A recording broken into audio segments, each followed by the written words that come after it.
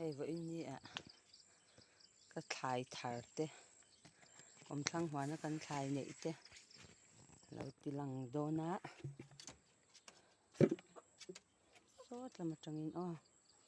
hết ta phăng mà hi ra chỗ tổ mê nhỉ phăng mà hi kìa cái ra khát cái này bộ khi ra bạch nhĩ mà ra bạch nhĩ đã té là lộ thầm lậu đâu á hết thì hiện sen trâu kìa hiện sen trâu này sen số tắm mẹ á nghe liền tổ khá liền tổ khá hay hết thì nghe liền tổ loam trust quả nó phăng mà này thì nón em hay bộ hay nhá cho nên apart chỗ mày hay apart tắm mày apart chỗ mày he lại alien lệ boka pakhat phang ma hi alawang ala tawa pathum za te la nia le ngai loin mani ei tur khamo ve le tlat me ni tian so parna salit tuk parna sat takani parna sakhop ma chuan hei mar chapui ni thunga hei silong mar chapui phai mar chapui an ti ang khan lian deuin ara alian kan lo zo to tuna kan sen le treu me hei thave mani ara nem khop me chuanin helai hian sam changkha a omle a changkha lian chi hi po hi ara he ara parna sakhop me a khu ara tan to a hi takhi hi lai po khian ra hi ta po khian ra ni na ra chap to he lai te hi han the hai kung ti khi amin na salituka an ei seng silwa atlamai mai ani an the hai ti khi atui em hei kalo ania hei ka ei do na ni tuna ka ei tura kalonia mo ei do na chuanin vai mi kung te hi kan lange khu nawan poto kan vai mi kung te khan vui nawan pot chak khop me he asang tuk eng vai mi chi nge po ka shalowa sang khop me he anwan ve nia o kan huan hi kan ei khop chu thlai kan thar zia a hun lai mo he te he vai mi kung ve kanya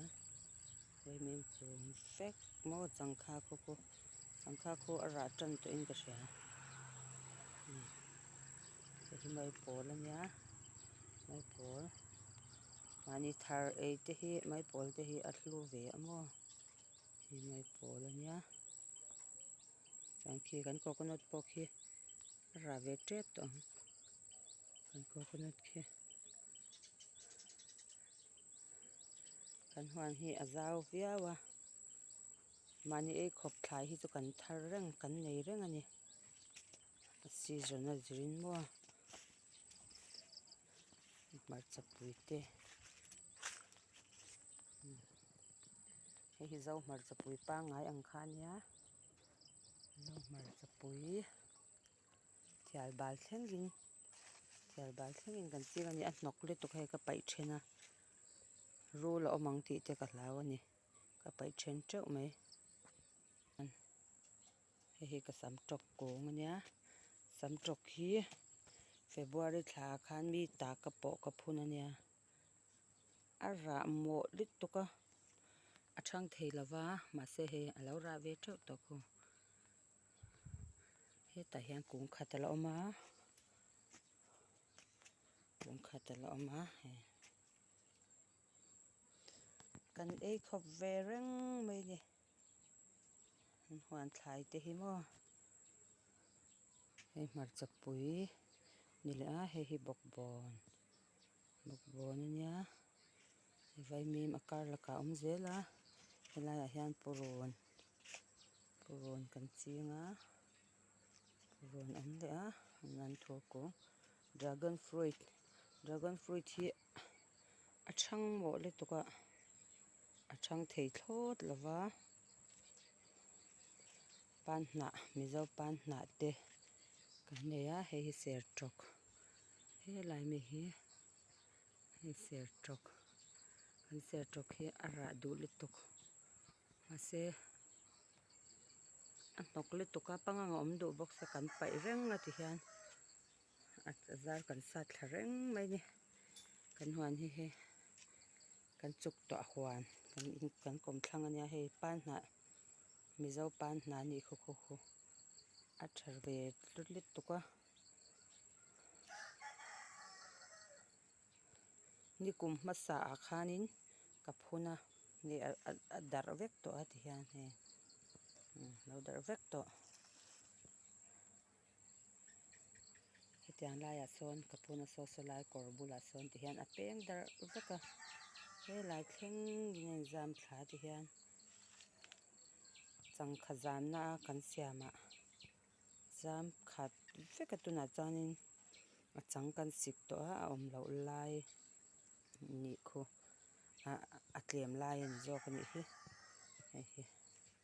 kan huan hi huan thlai nei chu a hlim thlak em ramah kan kal thei si lova kan feh ve thei si lova ti hian huanah thlai kan chinga thlai chi hrang kan chinga he saw lamah sawnin bawrhsai be kala dah a kan en leng aw he ka bawrhsai be kung a rah kan ei reng tawh a mase a tla tlem le tuka ei tham vak ala awm lova hei tunah pawh rah leh a tukin zingah khanin ka lo lawh tir a rah chhun kha tunah chuan hei ti hi nih hi hmarcha pui ka hmarcha pui phun hi nuih zet thlak khawp mai a he step bulah ti hian ka phuna a lei ka lai khuarah ar ek ka dah vek a hmarcha pui kan phun a ti khan bean leh hmarcha pui kan dah bean kha an lak tlak thak lova hmarcha pui kan phun leh a amarawh chu ti hian a kir vek mai ni kan hmarcha pui hi helai mi ho hi ka tha ka seng nasa ro puisa ka ui khawp mai kir vek ti hian ke dragon fruit kan ngak hlel tawh khawp mai rah thei si lova an thang mawh si a wale kha ti zawng kha voina ka huan thlai ka en tir theih cheuh chu ni e aw